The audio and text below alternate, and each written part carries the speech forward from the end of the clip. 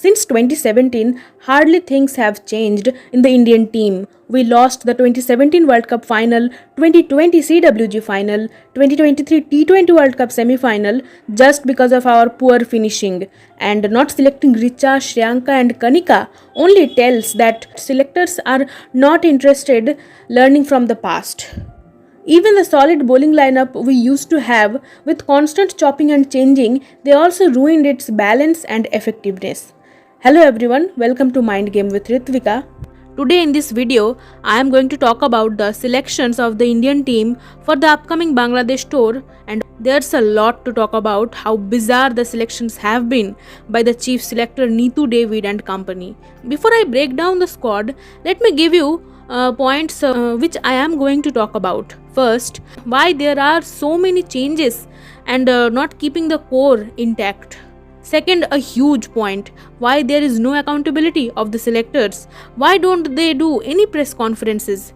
Does the captain have any say? Then my third point is, what's the utility of WPL if you are not picking the players who emerged from quote-unquote the best league of the world? My fourth point is BCCI really bothered about the women's game? Because it doesn't seem like. And my fifth and last point is, does age play a big factor in the selection?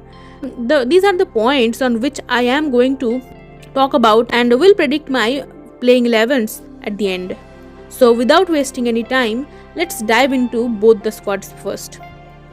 Have a look at the T20 squad. The power-hitting wicketkeeper batter, who is probably our all-time best finisher, Richa Ghosh, our number one pacer Renuka Singh Thakur, veteran left-arm orthodox Rajeshwari Gaikwad, then another veteran who was the most successful Indian pacer in the WPL, Shikha Pandey, and other regulars like Radha Yadav and Sneha Rana have been dropped from the T20I team. And then in place of them, who have made it to the T20I team, they are out of form, Meghna Singh and Meghna, Amanjot Kaur, whose selection is deserved, I feel. Then the debutants left-arm pacer Monica Patel, all-rounder from Kerala Minu Mani, left-arm orthodox Rashi Kanodia and Bareddi Anusha, slow left-arm orthodox, and last Assam's wicketkeeper Uma Chhetri, who replaced Richa Ghosh. Now, among all the new entrants, Amanjot Kaur, Minu Mani and Rashi Kanodia's selections are justified to me because they have been consistent in the domestics and possess the talent to be in the team, I feel. But Bareddi Anusha and Uma Chhetri are too early to be in the Indian team, I feel. Then if we look at the ODI squad of the Indian team, the leg spinner Devika Vaidya, opener Priya Punia and left-arm pacer Monica Patel have made a comeback in the ODI squad as well. On the other hand, wicketkeeper Uma Chhetri, Bareddi Anusha, left-arm pacer Anjali Sarvani, Rashi Kanodia and all-rounder Amanjot Kaur will make their debuts in the blue jersey. And these new entrants have replaced the likes of Rajeshwari Gaikwad, Tanya Bhatia, Renuka Singh, Meghna, Simran Dil Bahadur and Dal and Hemlatha. With this, my first question comes, or the point I said earlier, that why there are so many changes?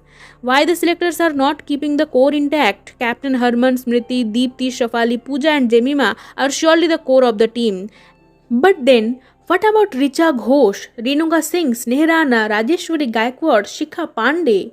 Do they really think at the moment Yastika or newcomer Uma Chhetri can really replace Richa Ghosh, or Meghna Singh and Monica Patel can replace the likes of Shikha Pandey or Renuka Singh?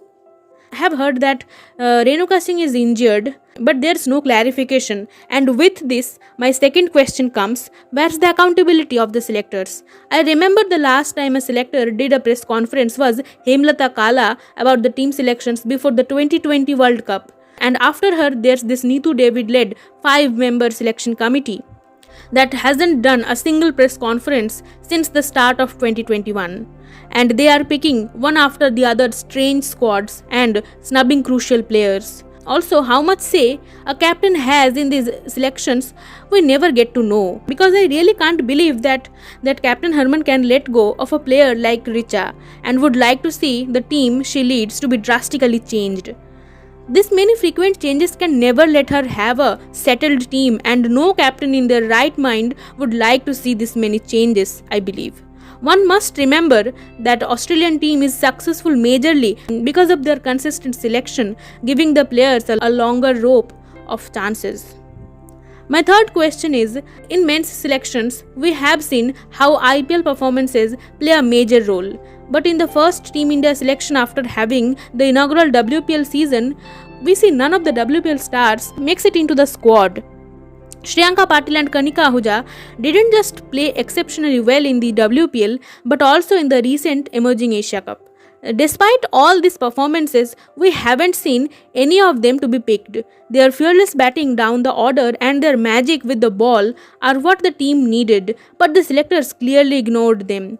They also ignored players like second highest wicket taker of the WPL, Shaika Ishaq, exceptional leg spinner Asha Shobna, then the hard hitters Jaisia Akhtar, Sneha Deepti, Dayal and Hemlata, the all-rounder. They all did well in the WPL and recent domestic T20 franchise leagues. So selectors definitely ignored them and also ignored a powerful WPL performance of Shikha Pandey, if not her vast experience. Also, Rajeshwari Gaikwad, who could destroy the Bangladesh batting lineup single-handedly, has been dropped from the squad. With these snubs, another question that comes to my mind is that does age play a big role in the selections? Because all these previously mentioned players except Shriyanka and Kanika are over 25 or over 30, most of them. But Shriyanka and Kanika's exclusions discard this question and prove how biased and thoughtless the selection has been. Now, last but not least, the way BCCI handles women's cricket is nothing but full chaotic and uninspiring. They declare the women's squad's schedules at the 11th hour. We still don't know where we can watch the series. Also, we don't know who will be the head coach of the Indian team yet. They had to appoint Nushin Al-Khadir as the interim head coach. Can you imagine that it's been 6 to 7 months that the Team India don't have a head coach? If you think that organizing the WPL and giving a similar match fee makes men's and women's teams equal, it's not. The move to organize the WPL literally now feels like it was just a business decision, an untapped market they just wanted to exploit. I know these questions will never be answered. They won't do any press conference. We also know a certain someone who never does a press conference, but the nation didn't stop asking questions. That is why, as a woman in blue fan, I felt this is necessary to at least document these unanswered questions. Anyway, here my rant ends, and we'll end this video with my first choice T20I and ODI playing 11s. Both the teams, more or less, will be the same for me. Shafali Verma and Smriti Mandana to open, Jemima at 3, Harman at 4, then Harleen at 5, Pooja at 6, then Yastika at 7. She will be my first choice keeper in both formats. Then Deepti at 8 and Devika at 9 in my T20 squad, and Sneh in place of her in the ODIs. Then Anjali Sarvani at 10. And then there will be a toss-up between Rashi Kanodia and Minu Mani at 11. Although Minu won't play at this low, and I think Amanjot Kaur and Meghna Singh will also be in the mix sometime.